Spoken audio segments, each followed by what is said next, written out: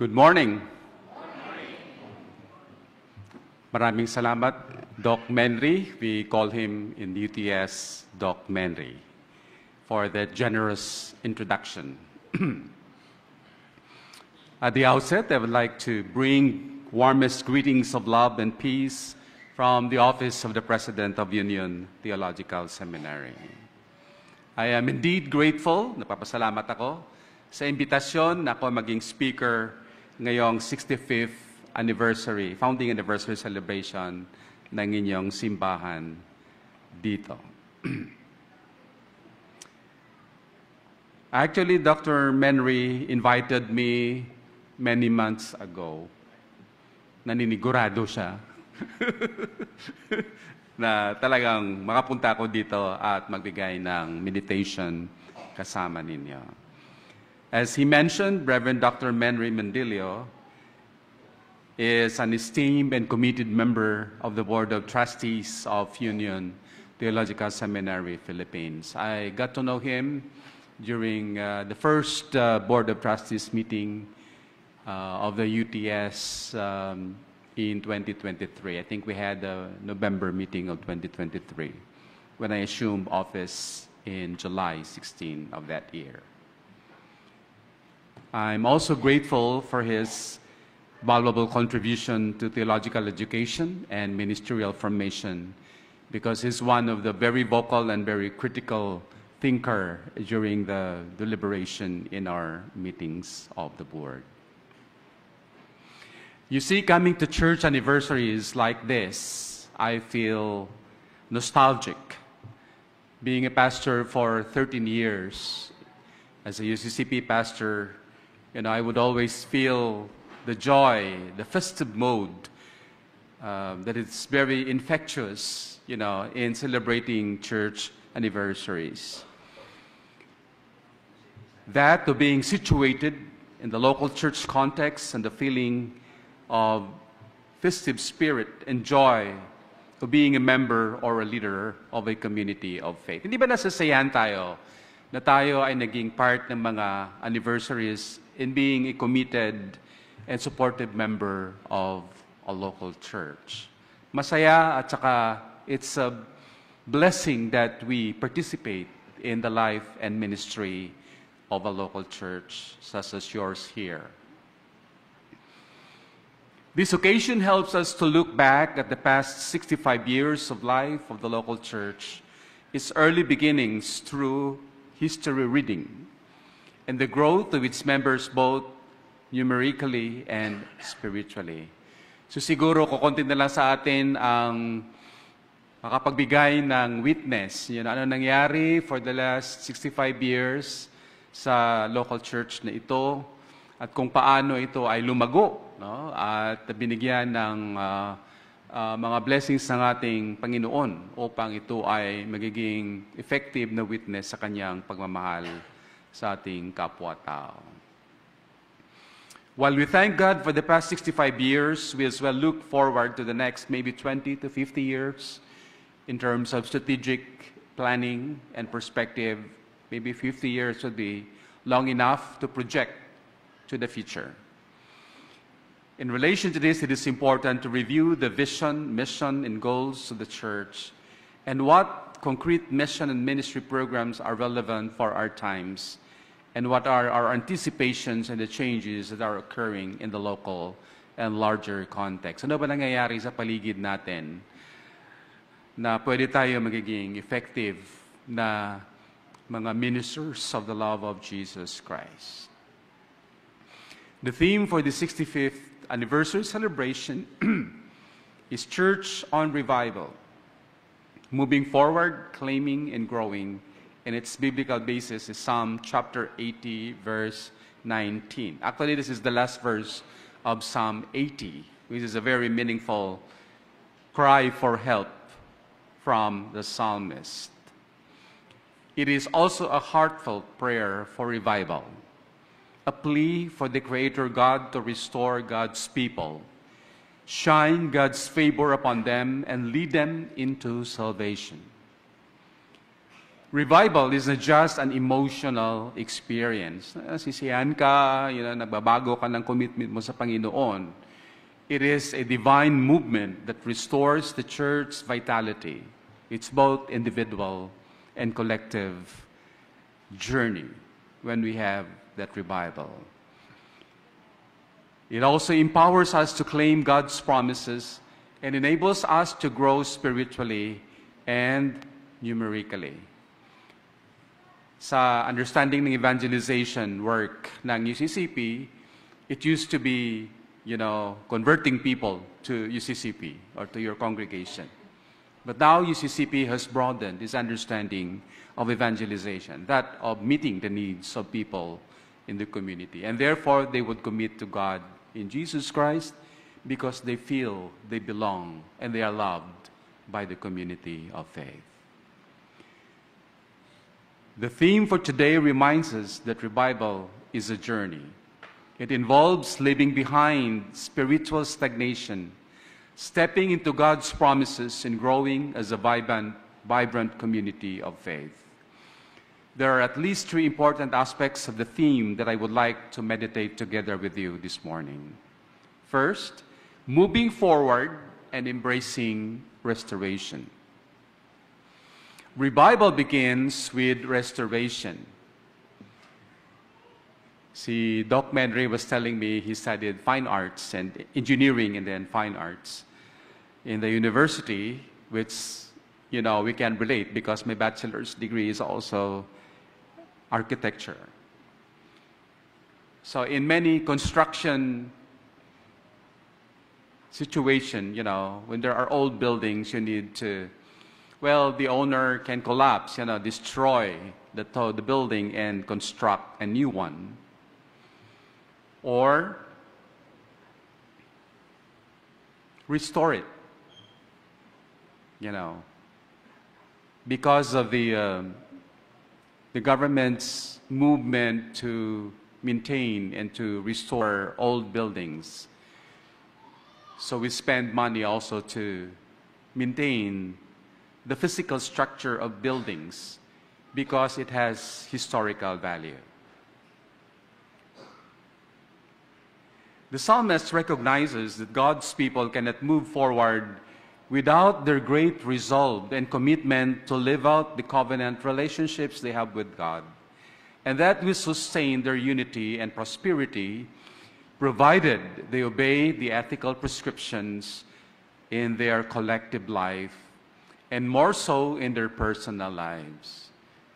Kasi yung pananampalataya natin, minsan, alam na natin yung surface basis ng ating, or foundations ng ating pananampalataya. We need to go deeper into that so that we will understand what restoration and revival means for all of us and not just for individual or personal experience. Believers have to believe that God's intervention in their experience of oppression, such as being unjustly treated and deprived of basic necessities to live a decent life, must come at the fore. Complacency, parang ayaw mong dumalo, ayaw mo participate sa mga activities ng ating simbahan, dapat atin ito alalahanin na hindi dapat ito ang ating attitude. Complacency and spiritual apathy had caused downfall of many congregations, even in the time of the Old Testament and in the life of the early church. Their only hope was to cry out to God for renewal, as articulated by the psalmist. The biblical context of Psalm 80 was that God's people were in a season of hardship. Nahihirapan talaga sila. They were feeling abandoned by God. It seems God doesn't care. Walang pakialam ang Diyos sa nangyayari sa kanila. Yet, they did not stay in despair. They called upon the Almighty God to restore them. W. Dennis Tucker Jr. in his exegesis of Psalm 90 said, "The images in Psalm 80 fall out into one of three categories: images of God, images of the people of God, and images of the world. The images associated with the world around the psalmist suggest that the world is a hostile place, a place that could surely undo the people of God. The previous psalm, Psalm 79, is a communal lament agonizing over both the ruined city of Jerusalem and the defiled precincts of the temple, as well as the verbal assaults of the nations. Parang pinapahiya ang people of God, the Israelites, during the time. Thus, in this context, it necessitates the need for restoration, from the ruins, from desperation to hope, from destruction to reconstruction. These images connect us with the psalmist. We have experienced a series of calamities that visited the country and the world in the last 5 years.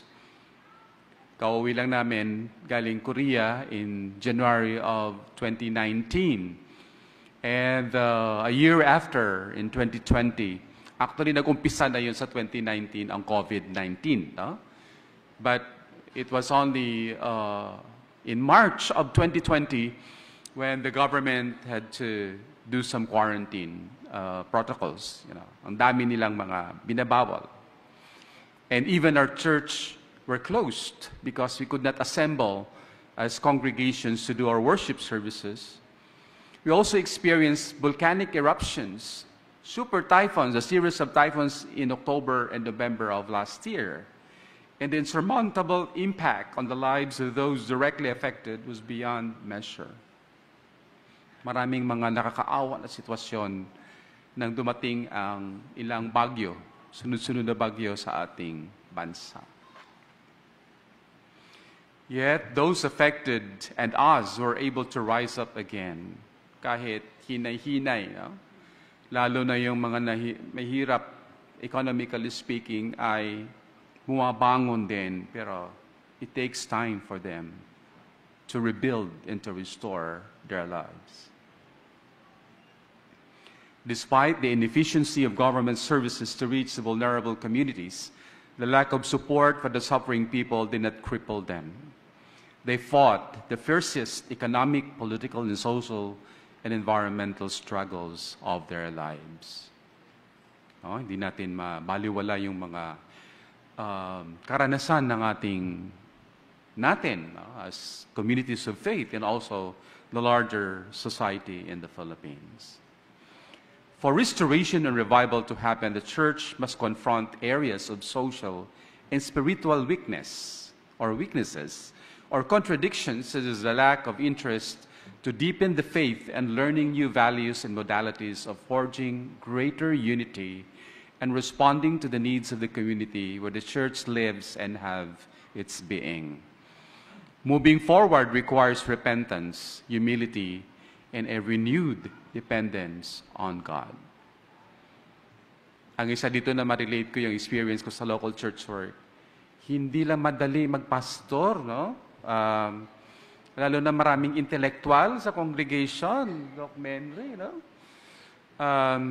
Kahit na may master's degree ka, nahihirapan ka intindihin because, you know, doing a hands-on ministry in the local church, talagang encounter mo yung maraming mga problema, you know, and how to overcome. The challenges that we face in the church ministry is difficult, insurmountable odds.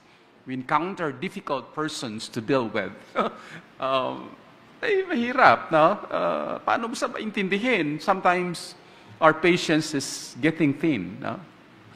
Nauubusan. Meron pa naman siguro pasensya, pero minsan, you know, it's running out. Kung marami ng mga problema ang ating dinaanan as pastors. Second, claiming, walking in God's favor. The shining of God's face represents God's favor. Para siyang nasa may mga floodlights na God's face shining on us. The shining of God's face represents God's favor, presence, and guidance. For the church to claim the promises of God, we must live in God's light and align ourselves with God's will. Revival brings clarity. revealing God's plans and empowering us to claim what God has already prepared for us. So minsan sinasabi nito, plano-plano. We should plan out in details itong gagawin natin, and then we'll act that trust and faith in God that God will guide us along the way. Claiming God's promises. Revival is not about waiting passively. Hintay ka lang kung anong mangyayari. It's about actively stepping into God's promises. Like Joshua and the Israelites claiming the promised land, we must trust God and act boldly. But this is not just a personal responsibility to fulfill. Rather, it redounds to our collective life as God's people. Mas maganda kung united tayo at tayo ay collectively respond to the call of God. Claiming God's promises also means internalization of our faith imperatives and our moral, ethical grounds, not only in our prayers and social work, but in our advocacies for justice and peace. Ayan. One of the three important images in Psalm 90 has been God is described as enthroned upon the cherubim. Para ito silang mga angels, no?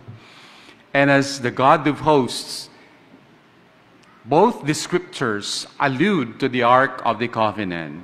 Yung dala-dala ng, kung makita natin yung sa mga pelikula or even, in the biblical text, we can see that the Ark of the Covenant is being carried, from place to place, especially in the tent meeting where the Israelites worship.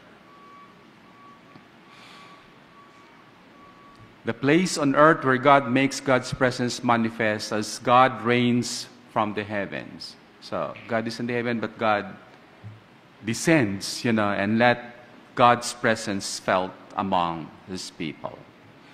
Scholars believe that throughout the Old Testament, being enthroned upon the cherubim suggests that God is one who is mobile. Bago magkaroon tayo ng mobile smartphones, ang God is already mobile. Coming to God's people in time of need, but also as divine warrior, prepared to race across the heavens to redeem God's people. Are you in this church claiming the promises of God for your life? God promises strength in weakness, peace in the midst of chaos, and provision in need. As a church, we are called to claim communities, families, and individuals for the kingdom of God. This means that our program ministries are not designed merely for the church members, but also for the people and communities near and far. Sa panahon ng pandemic, ng COVID-19, we shifted into the online modality of our worship service. And there were some, who ventured into the online worship services that they have congregations all over the world because of their internet connection. Ang pastor nagiging tele-evangelist, na bago magkaroon ng pandemic, nasa barangay lang siya, sa isang syudad, But with the modality of online worship service, our worship services became global because of that. And therefore, our experience with that online worship services, and now we are congregating again in person, gave us the lesson that our ministry and our mission is beyond the confines of our local church. And this ministry should be inclusive, that is ecumenical, reaching out to people in need, regardless of their religious affiliation or social backgrounds. We have to believe that God is already working. Trabaho ito ng ating Diyos. Revival allows us to claim God's promises with confidence because God's face shines upon us. Third, growing, advancing in salvation and purpose. Revival is not a one-time event. Hindi lang ito one-time, kundi ito ay continuous process of growth. Tuloy-tuloy na paglago. It is a continuous process of growth in salvation and purpose. Salvation here is the just deliverance from immediate troubles, but the ongoing work of God in transforming us into God's likeness and expanding God's kingdom. Three characteristics of a revived church are described here. First is growing in unity. A revived church is united in purpose. Psalm 80 verse 19 is a communal prayer showing that revival happens when God's people come together in prayer and mission. Experience namin sa South Korea, kahit na mga Presbyterian churches, hindi lang Pentecostal churches, have a regular prayer life. So hindi talaga mawawala yung prayer life natin bilang mga members ng ating simbahan. And we should have it in our homes. We should also have it in our small groups. Or we can have it as a whole congregation. Friday night in South Korea is a, is a night of prayer and supplication. Second is growing in mission. Revival equips us to reach others. When God restores us and shines God's face upon us, it's not just for our benefit, but for the salvation of others. Third, growing spiritually. Revival deepens our relationship with God, leading to stronger faith, fervent prayer, a hunger for God's word, and strengthening of our moral and ethical compass. Kapag nag-uusap-usap tayo, may mga cultural values and mores, no? Mga nakasanayan natin ng mga paniniwala. When we reflect upon our biblical and theological basis of our faith, we develop the kind of moral compass that should guide our church life, especially our revival work among our people.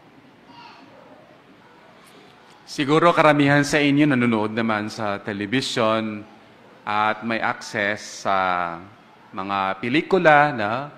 That's one of the convenience that we have in the UTS sa bahay ng presidente.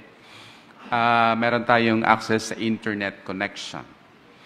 So isa sa mga hilig ko doon during my free time is to watch movies on Netflix. Ayan. So nanood ako for several weeks ng TV series, American TV series, Travelers. Gusto ko yung may mga suspense, mga psychological thriller, mga pelikula, because I use it in my sermon illustration. And now, I'm going to use it. The 3-season and more than 20 episodes of 45 minutes, its episode, American TV series, unveiled the mission of the Travelers. The main mission of the Travelers, tawag sa kanila Travelers, is to save humanity from a dystopian or chaotic future by preventing catastrophic events in the 21st century that lead to the collapse of civilization. So yung ando na sila sa future, bumalik sila sa 21st century para ayusin ang nangyari ng mga destruction during the 21st century. So in the many conversations in the TV series, there was a time when there was a meteor that's about to fall on the earth, and they were trying to save the earth, by destroying the meteor.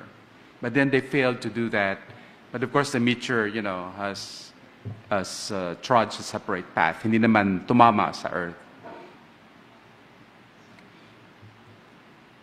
These individuals, known as travelers, are operatives from hundreds of years in the future, whose consciousness are sent back in time to inhabit bodies of people moments before their death. So may consciousness na, like for example, isang tao ay mamamatay, so nagkaroon siya ng moment of death, and then the new consciousness would get into the body. Tinatawag nila sa mga body na pinapasukan ng bagong consciousness ay mga host. Guided by an artificial intelligence called the director, the travelers work to alter the timeline in a way that preserves humanity's survival. So parang ayusin nila yung mga nangyayari na hindi maganda sa ating mundo during the 21st century, although they were already a consciousness many hundreds of centuries in the future. What is very interesting is about their mission. These are the key aspects of their mission. First, preventing disasters. Travelers are tasked with intervening in specific events, such as environmental disasters, pandemics, or wars, to prevent the long-term damage this would cause to the future. So, naayos nila. Pero, in the many episodes, there were some costs to their lives and the lives of many people. Number two, the director's guidance. The director, a super advanced artificial intelligence, or AI, from the future, identifies key moments in history and sends instructions to the travelers via protocols. Para siyang mga batas. No? These protocols dictate how travelers should act to ensure the success of the mission while minimizing unintended consequences. Sa paggawa nila, pag-fulfill ng mission, dapat alamin nila na hindi sila pwedeng pumatay. No? But there are protocols that guide them. But in an extreme situation, they have to prevent destruction of life. They have to minimize the cost of those missions. Number three, timeline preservation. The travelers aim to make precise changes to the timeline without causing a butterfly effect that could destabilize their mission or worsen the future. So as much as possible, ang tinitingnan mo yung future ng civilization. Number four, fighting the faction. A Rouge group called the Faction opposes the director and seeks to control the timeline for their own purposes, often creating additional conflicts for the travelers to manage. So merong na-create na faction within the group of travelers, kasi marami din sila, no? That try to destabilize the mission of the travelers. Number five, ethical dilemmas. While their goal is noble, the travelers face numerous ethical questions as their interventions often result in collateral damage and disrupt the lives of those in the 21st century. The travelers' overarching objective is to achieve a future where humanity strives rather than succumbs to disasters that their timeline faces. However, the complexity of time travel and the unpredictability of their actions create ongoing challenges and moral conflicts throughout the series. Meron din pinapakita yung mga problema nila sa personal na buhay nila, love life nila, married life nila. Marami din silang challenges within the family.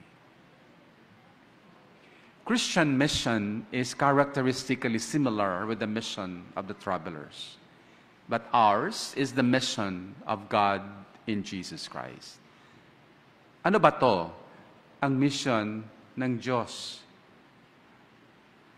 The mission of God in Jesus Christ is that of preaching the good news to the poor, giving sight to the blind, freedom to the captives and oppressed, and the announcement of the indwelling of God with the people. A revived church is one that revitalizes the mission of God. It is like a tree planted by the streams of water, bearing fruit in every season. It grows upward toward God and outward to touch the lives of others. Ayun ang characteristic na may manifestation kung ang ating kongregasyon, ang ating simbahan ay nagkaroon ng revival at patuloy na nare-revive dahil sa kanyang pananampalataya. Psalm 80 verse 19 is both a plea and a promise. It reminds us that revival is God's work, but it requires our participation. As a church on revival, we are called to, one, move forward, leave behind the sin of apathy, division, and spiritual stagnation, trusting in God's power to restore. This requires our total self-release from the things that prevent us from experiencing abundant life.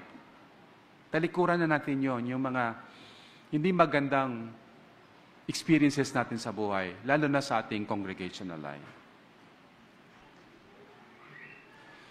The church, through its ministries, should be able to initiate and sustain programs that promote healing and wholeness.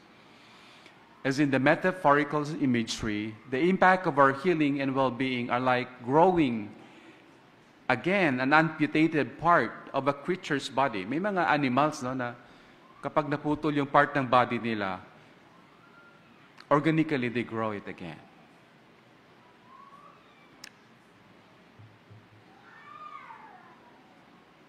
And in the digital age parlance, consciousness transfer, where in the TV series Transfer, the traveler's future mind replaces the consciousness of a host moments before death. So binabago yung, it's the same body, but the consciousness has been changed. In theological terms, moving forward is the experience of resurrection. So Jesus in his body experienced death, but then it was replaced by an incorruptible body. And the new consciousness was achieved by Jesus Christ in his resurrection. Number 2, claim. Walk in God's promises with boldness. Knowing God's face shines upon us, our claims are surely the same. The world remains undone by chaos. We are the people of God who remain sustained by God alone. And the God we confess remains King over all. And so on this church 65th anniversary celebration, we implore God to restore us, to come again and indwell in us so that we might be saved and sanctified. Third, grow. Advance in salvation, unity, and purpose, bearing fruit for God's glory. God's salvation is holistic. It covers our entire human existence. Every detail of our life is being saved by God.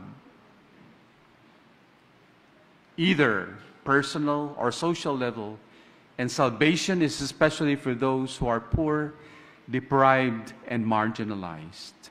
Our hope for God's salvation and sanctification rests not in what we have done or nor can do, but in all that God is. And so we join St. Paul in confessing that God is faithful. 1 Corinthians chapter 1, verse 9. And we join with the confessing church in a spirit of expectation. It is my hope that our revival and restoration will continue as a congregation.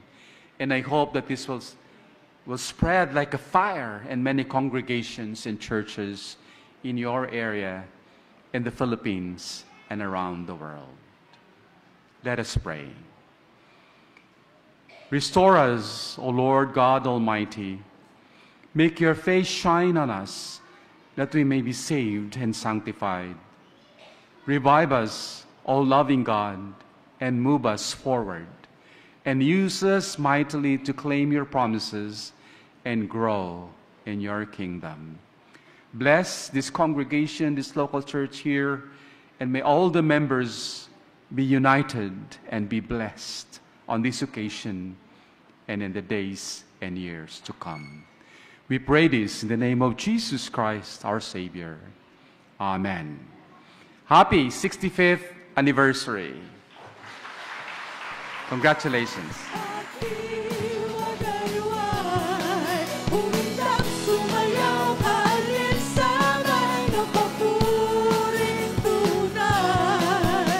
Sa Diyos